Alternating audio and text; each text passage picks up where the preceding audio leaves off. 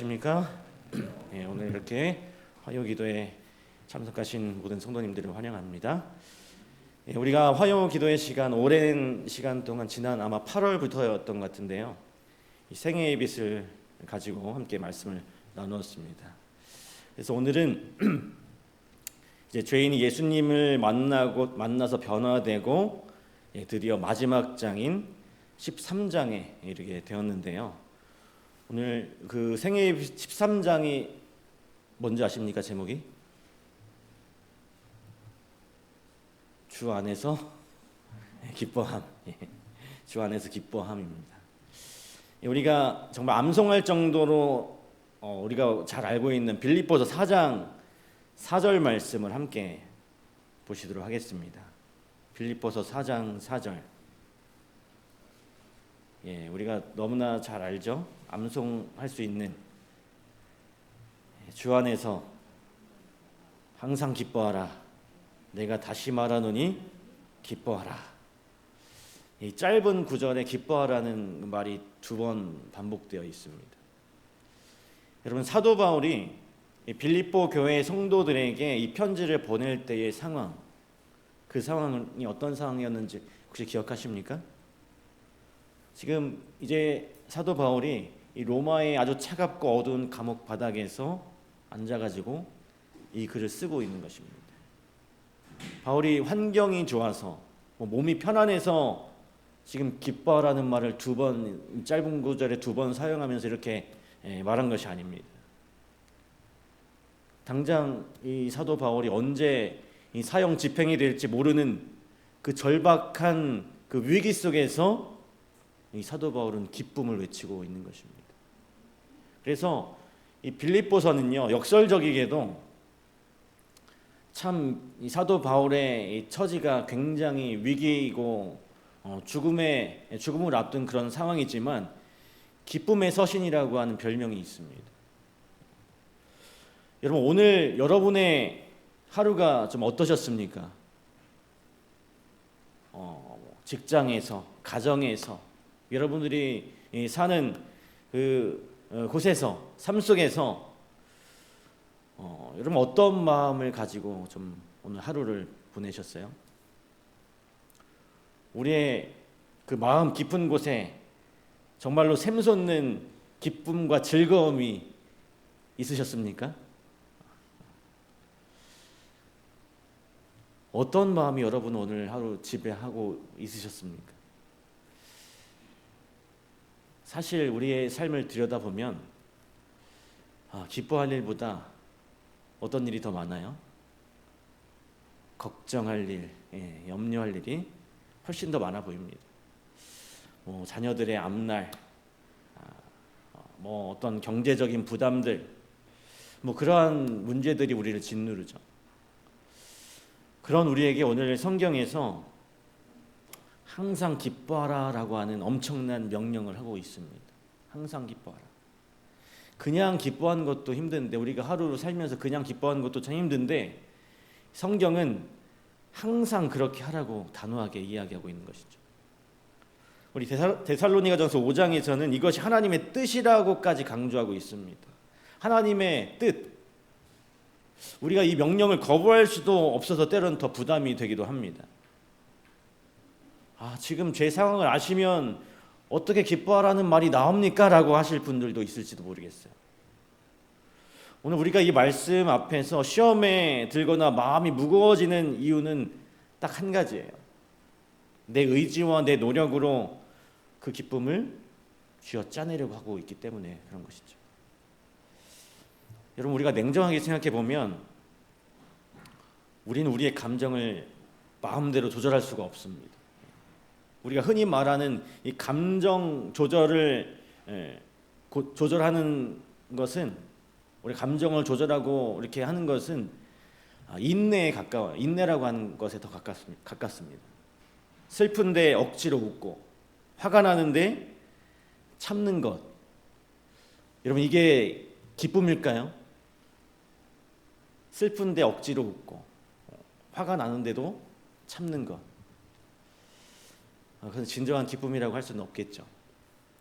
만약 인간이 스스로 이 기쁨을 만들어낼 수 있다면 이 세상이 훨씬 더 평화로울 것입니다.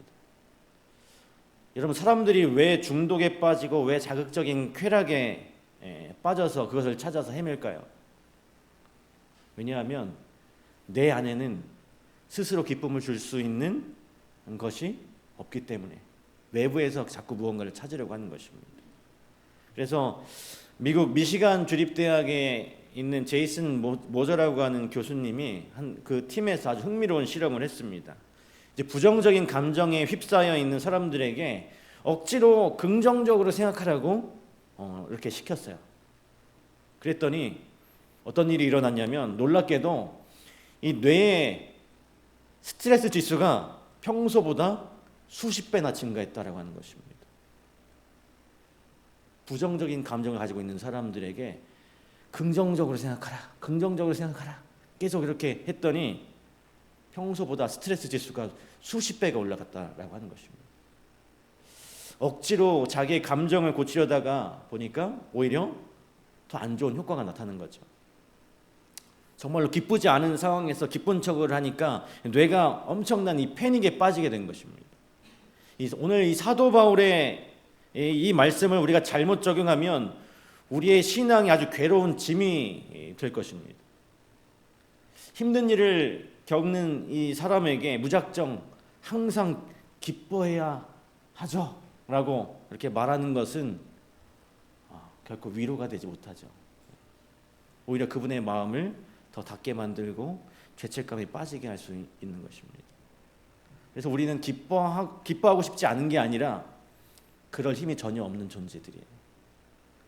오늘 그렇다면 오늘 이 사도 바울이 말한 항상 기뻐하라는 이 말씀이 우리에게 정말 불가능한 명령인가?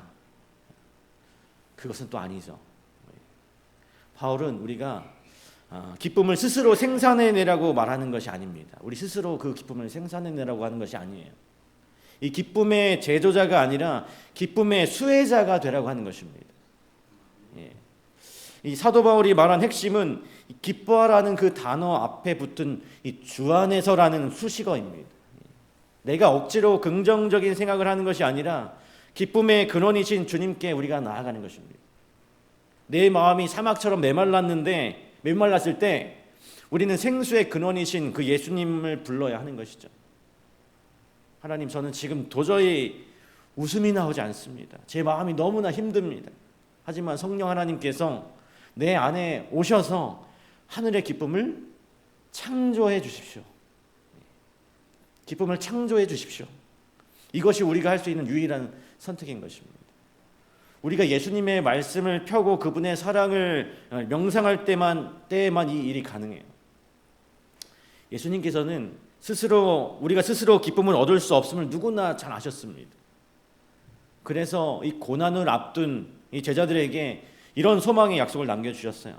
요한복음 15장 11절과 또 16장 24절에 이렇게 이어서 보면 내가 이것을 너희에게 이름은 내 기쁨이 너희 안에 있어 너희 기쁨을 충만하게 하려 함이라. 지금까지는 너희가 내 이름으로 아무것도 구하지 아니하였으나 구하라. 그리하면 받으리니 너희 기쁨이 충만하리라. 예수님께서 당신이 가진 그 거룩한 기쁨을 우리에게 통째로 이식해 주시기를 원하고 계세요.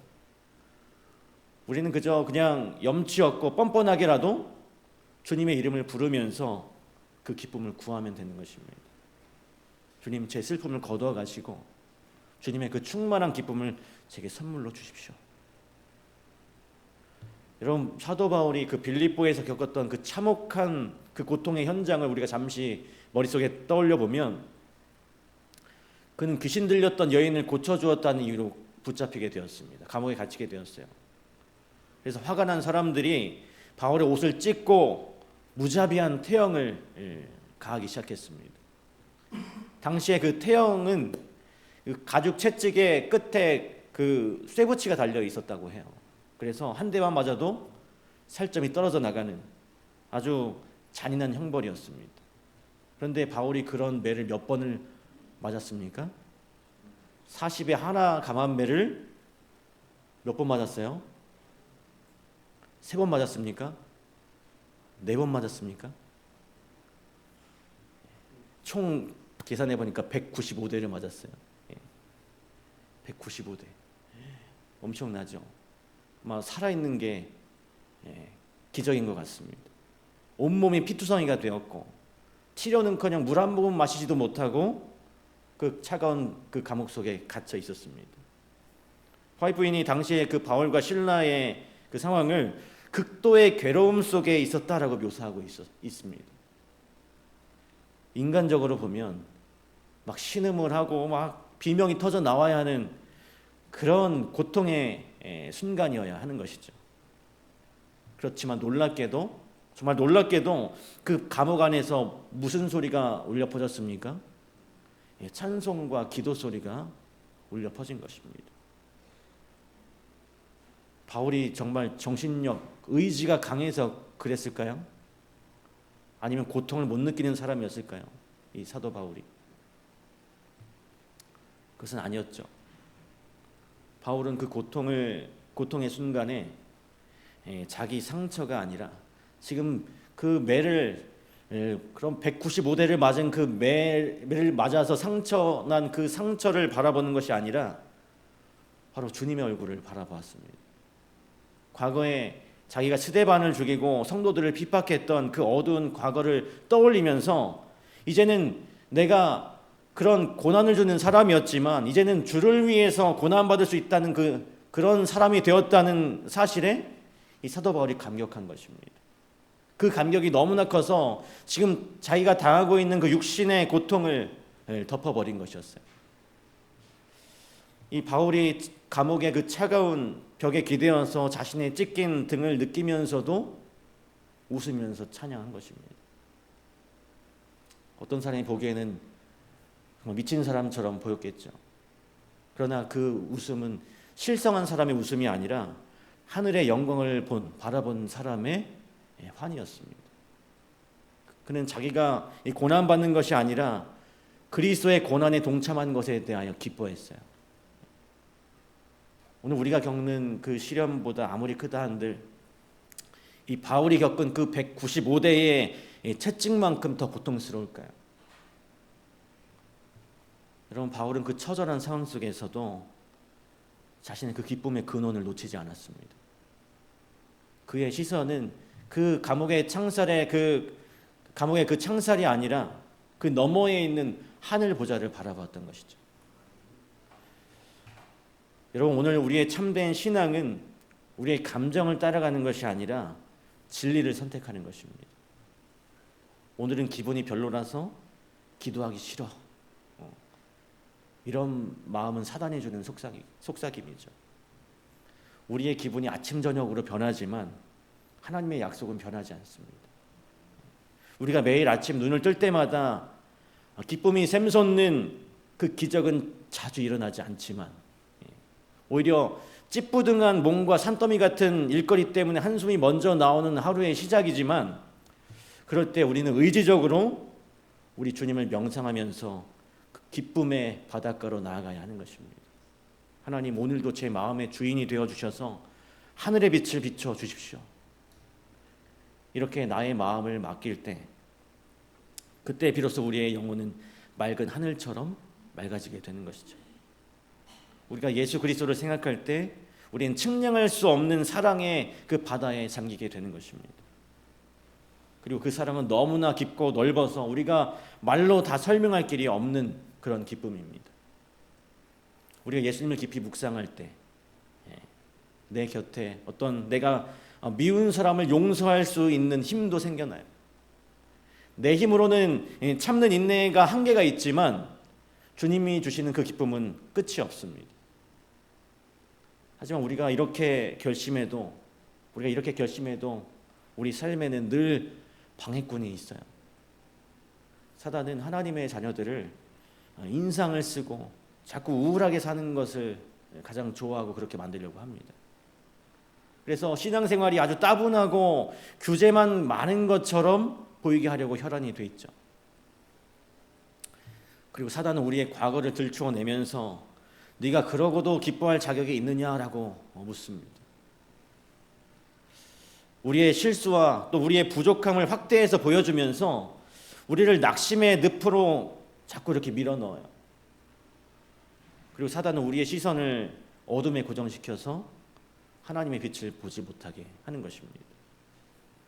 근데 여러분, 열왕기하 6장에 보면 이제 엘리사 선지자의 이야기를 우리가 기억해야 하는데, 이제 아람 군대가 이 엘리사를 잡으려고 그 도단성을 빽빽하게 에워싸고 있었습니다. 아침 일찍 일어난 이 사환이 그 엄청난 군대를 보고 사시나무 떨듯이 떨었죠. 그리고 엘리사에게 이제 우리 어떻게 합니까?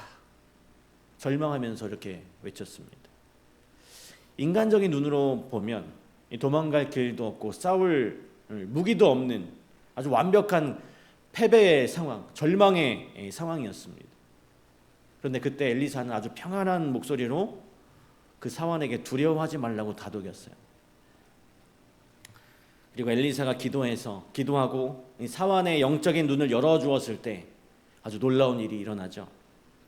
아람 군대보다 훨씬 많은, 그리고 더 강력한 눈부신 그 불말과 불병거가 가득한 그 장면을 이 사환이 보게 됩니다. 하나님의 군대가 이미 그 성을 겹겹이 두르고 엘리사를 지키고 있었다는 것이죠. 오늘 여러분, 이것은 수천 년 전의 신화가 아니라 오늘 우리의 현실이기도 합니다. 오늘 우리의 현실이기도 해요. 여러분을 괴롭히는 어떤 문제들, 경제적인 위기들, 관계의 갈등, 그런 것들이 아람 군대처럼 보이시나요? 그 어둠보다 훨씬 더 많은 하나님의 그 사랑의 군대가 오늘 여러분을 감싸고 있음을 바라보게 되시길 간절히 바랍니다. 우리가 두려워하는 이유는 하나님의 군대가 없어서가 아니라 우리가 그것을 보지 못하기 때문입니다. 하나님께서는 우리 한 사람 한 사람의 이름을 부르시면서 지켜보고 계세요. 여러분, 이제 갓 걸음을 뗀 이 아기가 이제 위태위태하게 걸어갈 때를 한번 생각해 보세요. 부모의 시선이 그 아이에게서 떨어지지 않습니다. 아이가 가다가 어디 부딪힐까 봐 책상 모서리나 어떤 뾰족한 부분들을 이렇게 미리 가리고 있죠. 아이는 자기가 안전한 이유를 모르고 그저 신나게 웃으면서 지나갈 뿐입니다. 엄마가 모서리를 막아주지 않으면 아이는 벌써 크게 다쳤을지도 몰라요. 오늘 우리의 생애도 이와 같은 것입니다. 하나님은 보이지 않는 손으로 우리를 붙들고 계십니다. 이 아이가 모를지라도 부모는 온 힘을 다해서 아이의 안전한 길을 만들고 있어요. 우리 하나님 아버지께서 오늘 우리들을 지키는 방법이 이와 똑같다라고 하는 것입니다.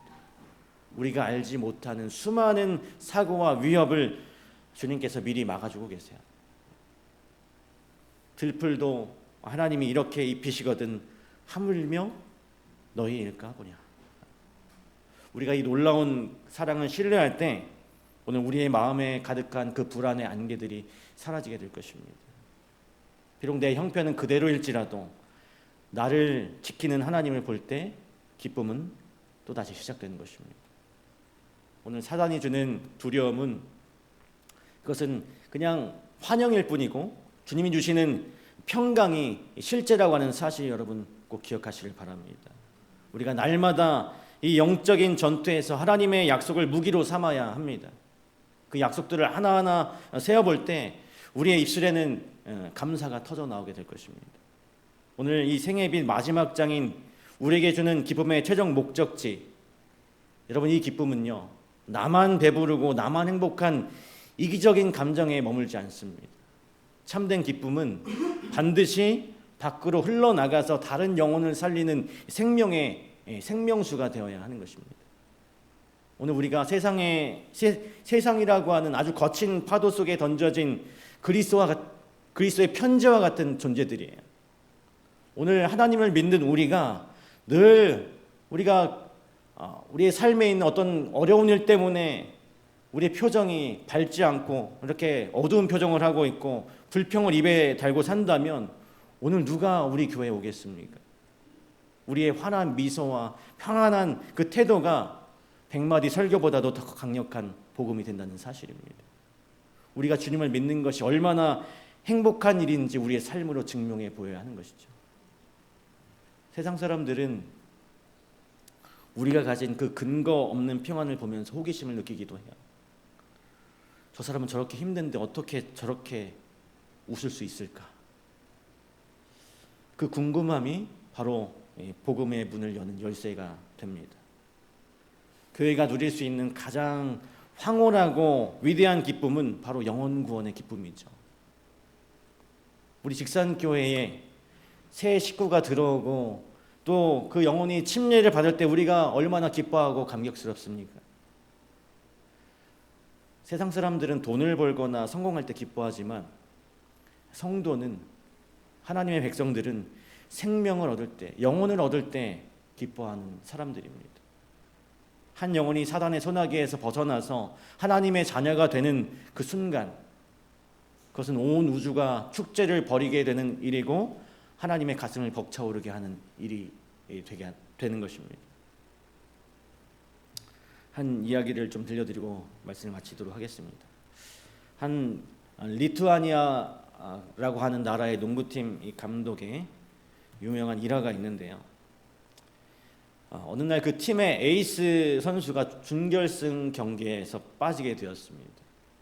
왜냐하면 그 선수가 이제 선수의 아내가 이제 출산을 하게 되어서 아이를 출산하게 되어서 그 아이의 탄생을 지키기 위해서 아주 중요한 경기에서 빠지게 되었어요.